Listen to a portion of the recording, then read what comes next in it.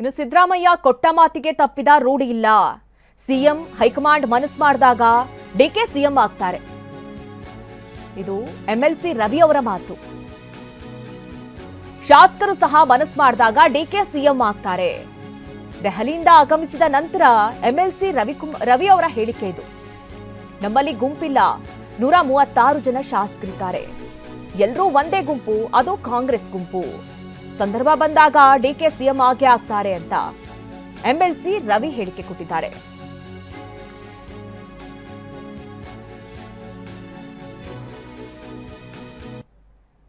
ನಮ್ಮ ಪಕ್ಷದಲ್ಲಿ ಯಾವುದೇ ಬಣ ಗಿಣ ಅವೆಲ್ಲ ಇಲ್ಲ, ಎಲ್ಲ ಕಾಂಗ್ರೆಸ್ ಬಣ. ನಾವೆಲ್ಲರೂ ಕೂಡ ಕಾಂಗ್ರೆಸ್ ಬಣದವರು. ಇವೆಲ್ಲನೂ ಕೂಡ ಬೇರೆ ಬೇರೆ ರೀತಿಯಲ್ಲಿ ವ್ಯಾಖ್ಯಾನ ಮಾಡೋದು, ಅದಕ್ಕೆ ನಾವೇನು ಮಾಡಲಿಕ್ಕೆ ಸಾಧ್ಯ ಆಗಲ್ಲ. ಬೆಂಗಳೂರು ಸುತ್ತಮುತ್ತ ಅಂತ ಹೇಳಿದ್ರೆ, ಇವಾಗ ನಾನು ಬೆಂಗಳೂರು ಅರ್ಬನ್ ಡಿಸ್ಟಿಕಲ್ಲಿ ಶಾಸಕನಾಗಿದ್ದೀನಿ, 3 ಸಾರಿ ಆಗಿದ್ದೀನಿ. ಇವರು ಕೂಡ ಬೆಂಗಳೂರು ಊರಲ್ಲಿ ನಮ್ಮ ನೆಲಮಂಗಲ ಶಾಸಕರಿದ್ದಾರೆ.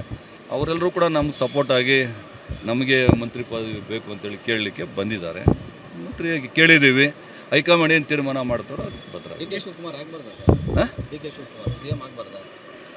ಕೆ ಶಿವಕುಮಾರ್ CM ಆಗಬಾರ್ದು ಅಂತ ಯಾರು ಹೇಳ್ತಾರೆ? CM ಆಗಬೇಕು, ಅದು ಹೈಕಮಾಂಡ್ ತೀರ್ಮಾನ ಮಾಡಬೇಕು, ನಾವು ತೀರ್ಮಾನ ಮಾಡೋದು. ಈಗ ನಾವು ಅದನ್ನೆಲ್ಲನೂ ಕೂಡ ನಮ್ಮ ಹೈಕಮಾಂಡು ಪ್ರತಿಯೊಂದು ಕೂಡ ತೀರ್ಮಾನ ಮಾಡ್ತಾ ಇದ್ದಾರೆ. ಹೈಕಮಾಂಡ್ ಪ್ರತಿಯೊಂದಕ್ಕೂ ಕೂಡ ಅವರು ಎಲ್ಲನೂ ಕೂಡ ಅವ್ರಿಗೆಲ್ಲ ಗೊತ್ತಿರ್ತದೆ, ಯಾವ ಸಂದರ್ಭದಲ್ಲಿ ಏನು ಮಾಡಬೇಕು ಅಂತೇಳಿ. ಅದನ್ನು ಹೈಕಮಾಂಡ್ ಮಾಡ್ತಾರೆ. ನಾವೇನು ಹೇಳೋಕ್ಕಾಗ್ತದೆ? ಹೈಕಮಾಂಡ್ಗೆ ದೊಡ್ಡವರಲ್ವ. ಡಿ ಕೆ ಶಿವಕುಮಾರ್ CM ಆಗಬೇಕು ಮತ್ತು ಆಗಬಾರ್ದು ಅನ್ನೋದನ್ನ ತೀರ್ಮಾನ ಮಾಡಬೇಕಾಗಿರೋರು ಯಾರು? ಹೌದು, ಆಗಬೇಕು, CM ಆಗಬೇಕು. ಅವರೂ ಕೂಡ ಪಕ್ಷಕ್ಕೆ ದುಡಿದಿದ್ದಾರೆ, ಕೆಲಸ ಮಾಡಿದ್ದಾರೆ. ಆಮೇಲೆ ನಿಷ್ಠಾವಂತ ಕಾರ್ಯಕರ್ತನಾಗಿ ಸುಮಾರು 40-50 ವರ್ಷ ಪಕ್ಷದಲ್ಲಿ ಕೆಲಸ ಮಾಡಿದ್ದಾರೆ. ಆಗೋದ್ರಲ್ಲಿ ತಪ್ಪೇನಿದೆ? ಅದೇನೇ ತೀರ್ಮಾನ ಮಾಡಬೇಕಾದ್ರೂ ಕೂಡ ಹೈಕಮಾಂಡು ಏನು ತೀರ್ಮಾನ ಮಾಡಿದೆಯೋ, ಏನು ಮಾತಾಡಿದಾರೋ ಅಂತೇಳಿ ನಮ್ಗೆ ಗೊತ್ತಿಲ್ಲ. ನಮ್ಗೆ ಗೊತ್ತಿಲ್ಲದ ವಿಷಯನ ನಾವು ಹೆಂಗೆ ಹೇಳೋದು? ಏನಂತ ಹೇಳೋಕ್ಕಾಗ್ತದೆ ಅಲ್ವಾ? ಅದನ್ನು ಏನಿದ್ರು ಕೂಡ ಹೈಕಮಾಂಡು ಏನು ತೀರ್ಮಾನ ಮಾಡ್ತದೋ ಅದಕ್ಕೆ ನಾವೆಲ್ಲರೂ ಕೂಡ ಬದ್ಧರಾಗಿರ್ತೇವೆ. ಹೈಕಮಾಂಡ್ ಹತ್ರ ಹೋಗ್ಬಿಟ್ಟು ಹೈಕಮಾಂಡಿನ ಆಶೀರ್ವಾದ ಪಡ್ಕೊಬರೋಣ ಅಂತೇಳಿ ಡೆಲ್ಲಿಗೆ ಹೋಗಿ AICC ಅಧ್ಯಕ್ಷರು ಮಲ್ಲಿಕಾರ್ಜುನ್ ಖರ್ಗೆ ಸಾಹೇಬ್ರ ಹತ್ರ ಹೋಗ್ಬಿಟ್ಟು ಅವ್ರ ಹತ್ರ ಮಾತಾಡ್ಕೊಂಡು ಆಶೀರ್ವಾದ ಪಡ್ಕೊಂಡು ಬರಕ್ಕೆ ಹೋಗಿದ್ದು. ಏನು ಆಶೀರ್ವಾದ ಸರ್? ಏನಕ್ಕೆ? ಎಲ್ಲ ಥರದಲ್ಲೂ ಆಶೀರ್ವಾದ ಇರಬೇಕಲ್ಲಪ್ಪ.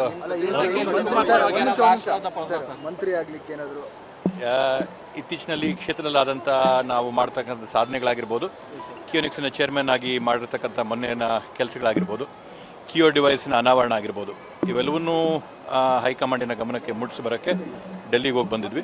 ಮತ್ತು ಅವರ ಒಂದು ಆಶೀರ್ವಾದ, ಬೆಂಬಲ, ಸಹಕಾರ, ಸಹಯೋಗ ಇರಲಿ ಅಂತೇಳಿ ಅವ್ರ ಹತ್ರ ಮನವಿ ಮಾಡ್ಕೊಂಡು ಬರೋಕ್ಕೆ ಡೆಲ್ಲಿ ಹೋಗಿದ್ವಿ. ನೋಡೋಣ ಅಲ್ಲಿ ಏನೇನಾಗುತ್ತೆ ನೋಡೋಣ. ಅದನ್ನು ಸಹಜವಾಗಿ ಎಲ್ಲರಿಗೂ ಇದ್ದೇ ಇರುತ್ತೆ. ಶಿವಣ್ಣ ಅವರು ಇದ್ದಾರೆ, ಶಿವಣ್ಣ ಅವರು ಕೂಡ ತೀರ್ಮಾನ ಅವರು ಕೂಡ ಕೇಳಿದ್ದಾರೆ. ನೋಡೋಣ ಏನಾಗುತ್ತೆ ಅಂತೇಳಿ. ಈಗ DCM ಅವರು CM ಆಗಬೇಕು ಅನ್ನೋಂಥ ಆಸೆ ಬಿಟ್ಕೊಡ್ಬೇಕು ಅನ್ನೋಂಥ ಮಾತುಗಳು ಅವೆಲ್ಲ ನಾವು ತೀರ್ಮಾನ ಮಾಡಂಗಿದ್ರೆ ಆಗತ್ತೇನಪ್ಪ? ಅವೆಲ್ಲ ಹೈಕಮಾಂಡ್ ಏನು ತೀರ್ಮಾನ ಮಾಡುತ್ತೆ, ಹೈಕಮಾಂಡ್ ಅದನ್ನ ತೀರ್ಮಾನ ಮಾಡುತ್ತೆ. ಏನಾದರೂ ಈ ವಿಚಾರವಾಗಿ ಪ್ರಸ್ತಾಪ ಮಾಡಿದ್ರೆ ಹೈಕಮಾಂಡ್ ತೀರ್ಮಾನಕ್ಕೆ ಬಿಟ್ಟಿದ್ದು, ಹೈಕಮಾಂಡ್ ಏನು ತೀರ್ಮಾನ ಮಾಡುತ್ತೋ ಆ ತೀರ್ಮಾನಕ್ಕೆ ನಾವೆಲ್ಲರೂ ಕೂಡ ಬದ್ಧರಾಗಿರ್ತೀವಿ. ಖರ್ಗೆ ಸಾಹೇಬ್ರ ಹತ್ರ ಪ್ರಸ್ತಾಪ ಮಾಡಿದ್ರೆ ಹೈಕಮಾಂಡ್ ಏನು ತೀರ್ಮಾನ ಮಾಡುತ್ತೋ ಹೈಕಮಾಂಡಿನ ಎಲ್ಲ ತೀರ್ಮಾನಗಳಿಗೆ ನಾನು ಆ್ಯಕ್ಚುಲ್ ಆಗಿ ನಾನು ಹೋಗಿ ಇದು ನಮ್ಮ ಆನೇಕಲ್, ನಮ್ಮ ಪಾರ್ಲಿಮೆಂಟ್ ವ್ಯಾಪ್ತಿ ಒಳಗಡೆ ಶಿವಣ್ಣ ಬರ್ತಾ ಇದ್ರು. ಅವ್ರಿಗೊಂದು ಮಂತ್ರಿಗಿರಿ ಕೇಳೋಣ, ಮುಂದಕ್ಕೆ ಏನಾದ್ರು ಅವಕಾಶ ಬಂದಾಗ ಒಂದು ಮಂತ್ರಿ ಮಾಡಿ ಅಂತ ಹೈಕಮಾಂಡಲ್ಲಿ ನಿವೇದನೆ ಮಾಡೋದಕ್ಕೆ ಹೋಗಿದೆ ಅಷ್ಟೇ.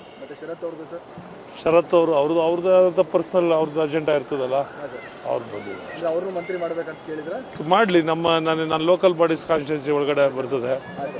ನಾವು ನಮ್ಮ ಜಿಲ್ಲಾ ವ್ಯಾಪ್ತಿ ಒಳಗಡೆ ನಮ್ಮ ಬಾಲಕೃಷ್ಣ ಹಿರಿಯ ಮುಖಂಡರಿದ್ದಾರೆ. ಅವರು 5 ಬಾರಿ ಶಾಸಕರಾಗಿದ್ದಾರೆ. ಬಾಲಕೃಷ್ಣ ಅವರು ಮಂತ್ರಿ ಆಗೋದಕ್ಕೆ ಎಲ್ಲ ರೀತಿಯಲ್ಲೂ ಅರ್ಹತೆ ಇದೆ. ಅವ್ರನ್ನೂ ಮಂತ್ರಿ ಆಗಿ ಅಂತಕ್ಕಂಥದ್ದು ನಮ್ಮ ಆಸೆ. ಅದು ಕೇಳಿದ್ದೀವಿ.